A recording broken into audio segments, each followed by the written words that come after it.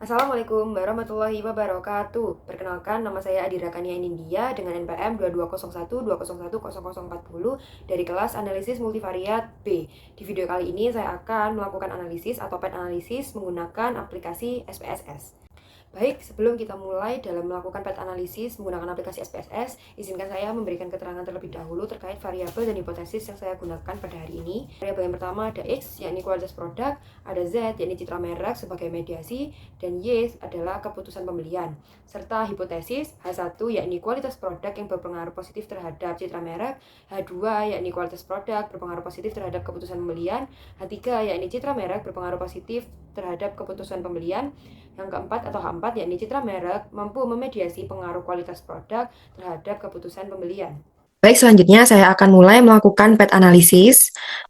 Untuk yang pertama atau langkah pertama, yakni sesuai yang sudah saya jelaskan tadi, bahwa saya memiliki 3 variabel yang nantinya akan saya pindah untuk ke aplikasi SPSS untuk dilakukan analisis. Namun sebelum itu, akan saya berikan nama atau keterangan terlebih dahulu untuk langkah awal dalam melakukan analisis. Untuk X1 yakni kualitas produk, untuk Z yakni citra merek, dan yang Y yakni keputusan pembelian. Lalu selanjutnya langsung beralih ke data view, lalu langsung kita copy dari hasil data yang sudah ada yang terdapat pada Excel, yang kurang lebih ada atau terdapat 100 data. Kita copy atau saya copy untuk masing-masing variabelnya dari mulai X, lalu Y, lalu Z.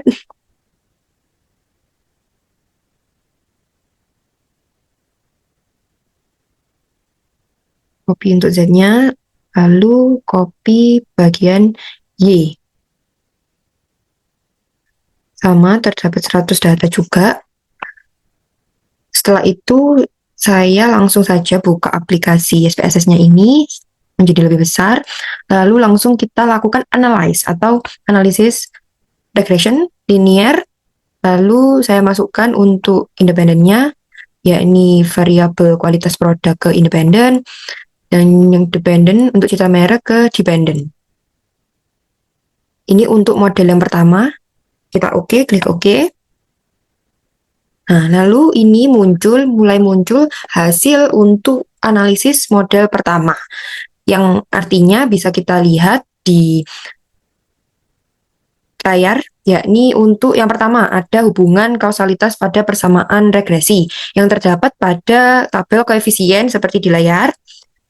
Kita dapat lihat bahwa hasil dari kualitas produk yang mempengaruhi citra merek terdapat hasil 0,000, yakni lebih kecil dari 0,005. Hasil ini memberikan kesimpulan bahwa regresi model 1, yakni kualitas produk yang mempengaruhi citra merek itu berpengaruh signifikan terhadap citra merek.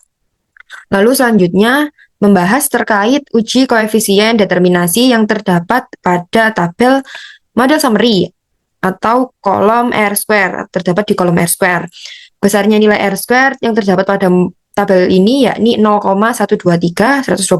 Hal ini menunjukkan bahwa sumbangan pengaruh kualitas produk terhadap citra merek sebesar 12,3, sementara sisanya yakni 100% dikurangi 12,3%, yakni sisanya 87,7% merupakan kontribusi dari variabel-variabel lain yang tidak dapat dimasukkan dalam penelitian atau belum dimasukkan.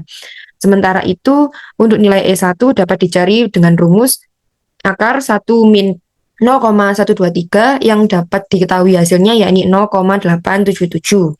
Sementara untuk model kedua dapat kita lanjut, kita tutup dulu untuk model yang pertama.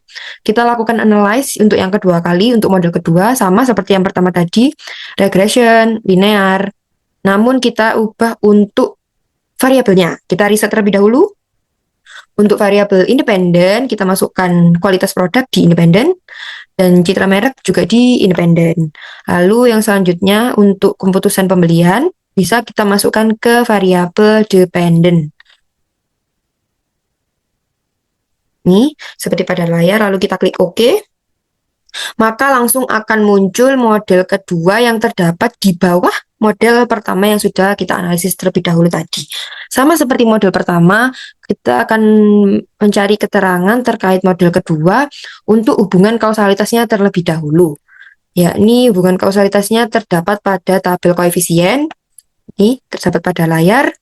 Berdasarkan pada output model 2 atau regresi model 2 pada tabel koefisien dan dapat diketahui bahwa nilai signifikansi dari kedua variabel yaitu kualitas produk dan citra merek yakni 0,000 dan lebih kecil dari 0,005. Hasil ini memberikan kesimpulan bahwa regresi model 2 yakni kualitas produk dan juga citra merek memiliki pengaruh signifikan terhadap keputusan pembelian. Lalu untuk bagian uji koefisien determinasi yang bisa kita lihat pada model summary seperti model 1 tadi, kita lihat bahwa pada nilai R² terdapat 0,258 dan lebih kecil dari hasil ini menunjukkan bahwa kontribusi kualitas produk dan keputusan pembelian terhadap citra merek adalah sebesar 25,8%, sementara sisanya 100% dikurangi 25,8%, yakni 74,2% yang merupakan kontribusi dari variabel-variabel lain yang tidak diteliti. Sementara untuk nilai E2 yakni 1 min 2 akar 1 min 2 0,258 yakni 0,861. Selanjutnya yakni tahap uji hipotesis. Yang pertama ada pengaruh kualitas produk terhadap keputusan pembelian yang dapat kita lihat di tabel kedua bahwa diperoleh nilai sertifikasi kualitas produk sebesar 0,000 dikurang dari 0,05 sehingga dapat disimpulkan bahwa kualitas produk berpengaruh positif terhadap keputusan pembelian, yang artinya semakin baik kualitas produk yang dirasakan oleh konsumen, maka semakin besar pula kemungkinan mereka untuk memutuskan untuk membeli produk tersebut. Yang kedua yakni pengaruh kualitas produk terhadap citra merek. Model yang pertama dapat diperoleh hasil 0,000 atau kurang dari 0,5 sehingga dapat disimpulkan bahwa kualitas produk berpengaruh positif terhadap citra merek, yang artinya semakin baik kualitas produk yang dirasakan oleh konsumen, maka semakin kuat persepsi positif terhadap citra merek yang menciptakan kesan bahwa merek tersebut terpercaya, berprofesional, dan layak. Yang ketiga ada analisis pengaruh citra merek terhadap keputusan pembelian yang terdapat pada model 2. Citra merek yang berpengaruh pada keputusan pembelian, yakni sebesar 0,00 juga, yakni sehingga dapat disimpulkan bahwa citra merek berpengaruh positif terhadap keputusan pembelian, yang artinya semakin baik citra merek di mata konsumen, maka semakin besar pula kemungkinan suatu konsumen tersebut membeli produk tersebut. Citra merek yang positif dapat dianggap terpercaya, berkualitas, dan sesuai dengan kebutuhan konsumen. Selanjutnya yakni hipotesis yang keempat yang kita bisa lihat pada analisis pengaruh citra merek memediasi pengaruh kualitas produk terhadap keputusan pembelian. Yang terdapat pengaruh langsung yang diberikan kualitas produk terhadap keputusan pembelian. Yang bisa kita lihat pada kolom koefisien ini, kualitas produk mempengaruhi keputusan pembelian, yakni sebesar 0,475 yang terdapat pada standardized koefisien beta 0,475. Sedangkan pengaruh tidak langsung kualitas produk melalui citra merek terhadap keputusan pembelian diperoleh dari perkalian nilai beta kualitas produk terhadap citra merek dengan nilai beta citra merek terhadap keputusan pembelian, yakni 0,351 terdapat pada model 1. Ini min 0,351 dan dikali 0,412 yang terdapat pada model 2 yang memiliki hasil 0,144. Maka pengaruh total yang diberikan kualitas produk terhadap keputusan pembelian adalah 0,475 ditambah 0,144 sama dengan 0,331, yakni karena pengaruh langsung 0,475 lebih besar dari pengaruh tidak langsung, yakni min 0,144, maka hal ini menunjukkan bahwa tidak terdapat pengaruh atau tidak terdapat bahwa citra merek dapat memediasi pengaruh kualitas produk terhadap keputusan pembelian. Setelah kita melakukan analisis PET atau PET analisis menggunakan aplikasi SPSS, maka dapat ditarik kesimpulan terkait hipotesis yang di awal bahwa H1, pengaruh kualitas produk terhadap keputusan pembelian diterima, H2, pengaruh kualitas produk terhadap citra merek diterima, H3, analisis pengaruh citra merek terhadap keputusan pembelian diterima, dan yang keempat, penganalisis pengaruh citra merek memediasi pengaruh kualitas produk terhadap keputusan pembelian ditolak. Sekian dari video saya, analisis saya, kurang lebihnya mohon maaf. Wassalamualaikum warahmatullahi wabarakatuh.